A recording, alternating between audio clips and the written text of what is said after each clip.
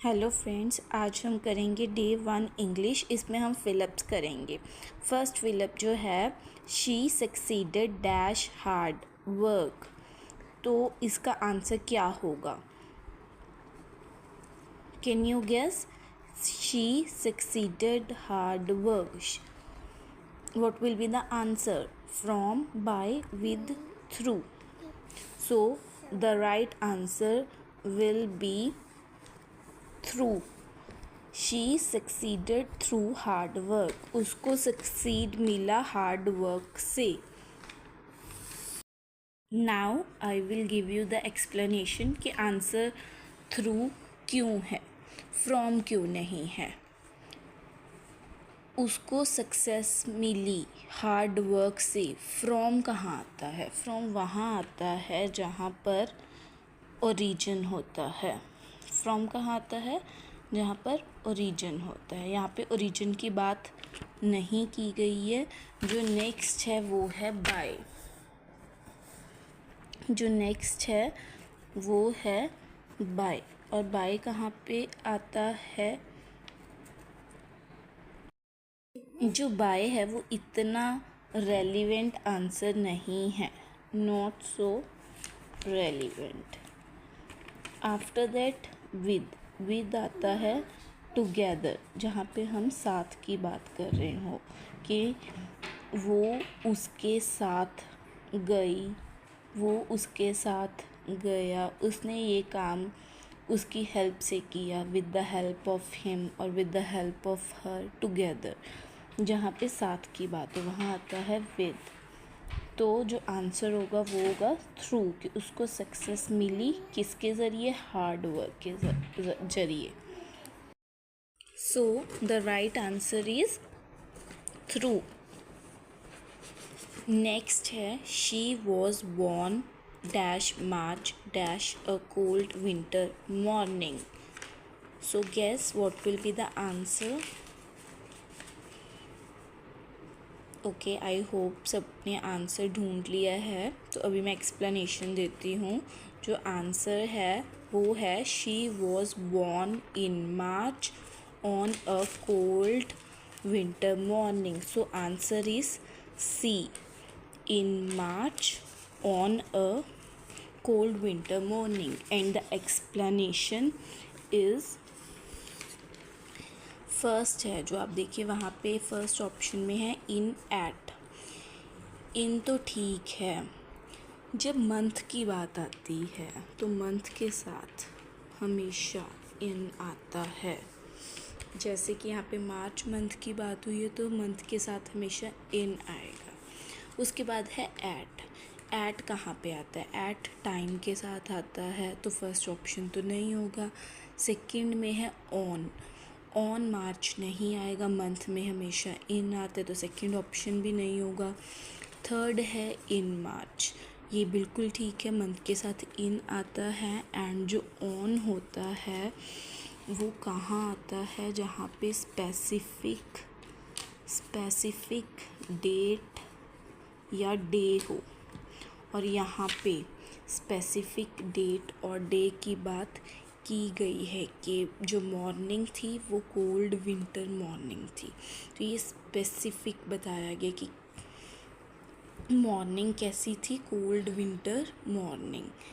तो यहाँ पे स्पेसिफिक बात हुई है तो यहाँ पे आएगा ऑन। और लास्ट भी नहीं होगा क्योंकि उसमें एट मार्च नहीं आएगा, मंथ के साथ हमेशा इन आता है। तो जो थर्ड है उसमें है he speaks as if he dash everything. So what will be the answer? A और बी, नोज और new? What will be the answer? The answer will be new. The answer will be new. और ये answer क्यों है अब हम इसकी explanation करेंगे। Now we will do the explanation. इस सेंटेंस में एज इफ़ है, जहाँ पर भी एज इफ़ आ जाता है, जहाँ पर भी एज इफ़ आ जाता है सेंटेंस में, तो वो किसको डिस्क्राइब करता है? अनरियल सिचुएशन को।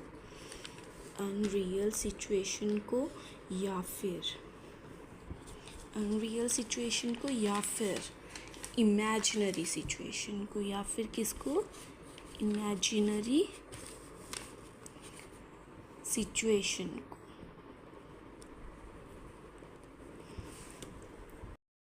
तो यहाँ पर इस सेंटेंस में एज इफ़ है, और एज इफ़ हमेशा किसको डिस्क्राइब करता है, एक अनरियल सिचुएशन को या फिर इमेजिनरी सिचुएशन को। तो जहाँ पे भी इमेजिनरी सिचुएशन आएगी, ही स्पीक्स, वो स्पीक कर रहा है as if he dash everything, जैसे कि उसको हर चीज़ पता हो। तो यहाँ पे इमेजिन किया जा रहा है, ये एक इमेजिनरी सिचुएशन है। तो इसमें जहाँ पे इमेजिनरी सिचुएशन है वहाँ पे चाहे कोई भी टेंस हो, चाहे हम प्रेजेंट की बात कर रहे हो, लेकिन वहाँ पे पास्ट टेंस बनेगा। कौन सा टेंस बनेगा, पास्ट टेंस। और ये पास्ट टेंस कैसे बनेगा, जब हम आंसर न्यू को चूज़ करेंगे। चाहे हम प्रेजेंट की बात करें, बट जहाँ पे भी एज इफ़ आ जाएगा वहाँ पे इमेजिनरी सिचुएशन होगी, और इमेजिनरी सिचुएशन में हमेशा जो टेंस है वो पास्ट बन जाएगा। तो जो आंसर है वो न्यू हो जाएगा, चाहे हम प्रेजेंट के बारे में बात करें। जो नंबर 4 है, नंबर 4 है she said she dash finish the report by Monday. यहाँ पे आंसर 4 में what will be the answer, she said she dash finish the report by Monday. यहाँ पे रिपोर्टेड स्पीच यूज़ की गई है। कौन सी स्पीच यूज़ की गई है, रिपोर्टेड स्पीच। वो हमें कैसे पता चला, जहाँ पे भी शी सेड आ जाए वहाँ से हमें पता चल जाता है कि ये रिपोर्टेड स्पीच है। और जो रिपोर्टेड स्पीच होती है उसमें हमेशा अपनी याद रखना है, जो विल है वो वुड में चेंज हो जाता है, कैन है कुड में चेंज हो जाता है। तो वहाँ पे विल तो आंसर हो ही नहीं सकता, तो जो आंसर होगा वो क्या होगा, वुड, क्योंकि यहाँ पे रिपोर्टेड स्पीच है। नेक्स्ट लास्ट है आज डे 1 का, ये लास्ट क्वेश्चन है, 5th क्वेश्चन। इसमें है each of the students dash a book. What will be the answer, have और हैज़। आपने किसको देखना है, आपने देखना है सब्जेक्ट को। जो सब्जेक्ट है वो यहाँ पे सिंगुलर है। 5th में जो सब्जेक्ट है वो सिंगुलर है, ईच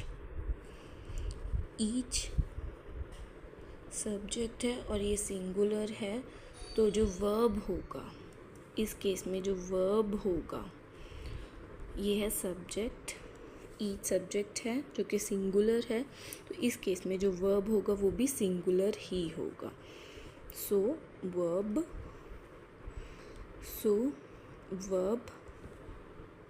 विल बी सिंगुलर। और जो सिंगुलर वर्ब है वो क्या है, has. So answer is has. यहाँ पे आएगा word. I hope you understand all the 5 questions. Thank you. If you want to do more questions like this, please subscribe my channel.